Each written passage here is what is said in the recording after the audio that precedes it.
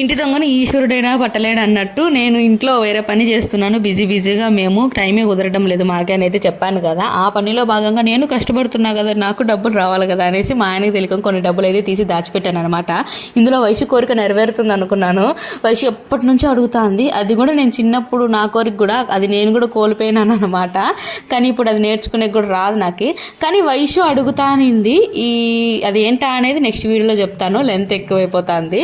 ఇక్కడ వచ్చేసి అదే డబ్బులతో ఇంకా అది కుదరలేదు కాబట్టి ఇంకా అదే డబ్బులతో వచ్చేసి ఇక్కడ డ్రెస్సులు తీసుకునేకైతే వచ్చామన్నమాట.